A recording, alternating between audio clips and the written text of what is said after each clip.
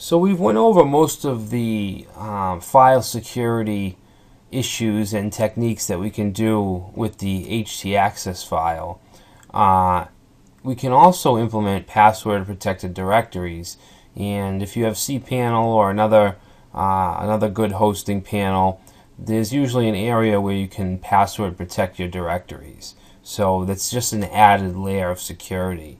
I know with cPanel it's difficult to password protect the WordPress admin directory if your WordPress site isn't a subdirectory like mine is, because here we're in the public HTML directory, and then WordPress is in blog, and then inside of that is the WordPress admin directory.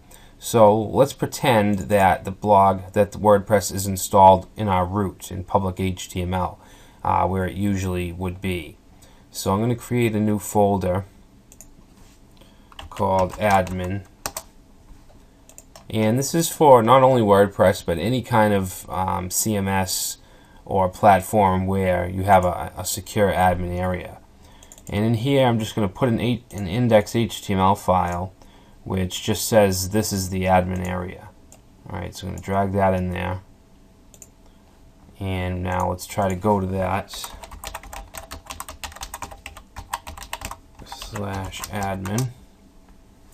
Alright, so this is the admin area. Now we want to protect this entire directory. So let's go ahead and go to our cPanel account.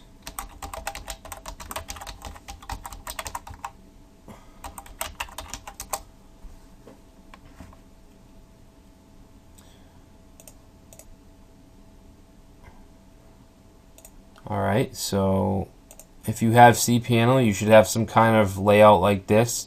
You might have a different template, a different style, but you should have pretty much the same icons.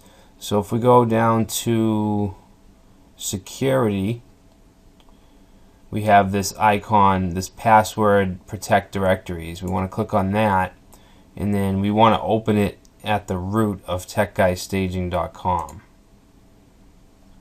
Now here is where we can choose which folders we want to password protect.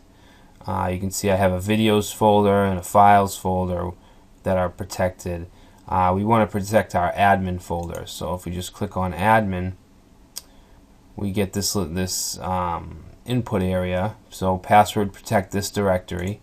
We want to check that, and then name the protected directory, and we'll just name it admin. Okay, we'll save that. Okay, so access permissions for admin have been set. So what we want to do now is create a user down here. So our user will just be admin. We'll have a password. This should be a secure password. Mine's not, but it doesn't matter. I'm going to delete this. And then click on add, modify, authorize user. Alright, so now we have our user created.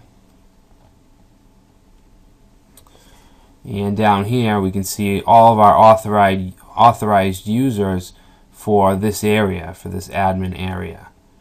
Alright, so let's go and try this again. I'm going to reload this. And now we get a security pop-up. And you wouldn't see this. Let me just open a new tab and go to that.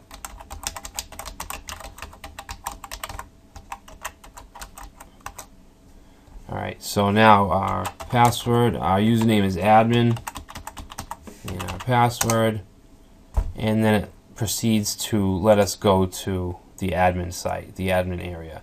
Now this is something you might want to do with your WordPress admin area, because you'll have two layers of security, of passwords. They'll have to enter the server password, and then they'll have to enter your admin password. So it's makes it that much harder for someone to break into your site.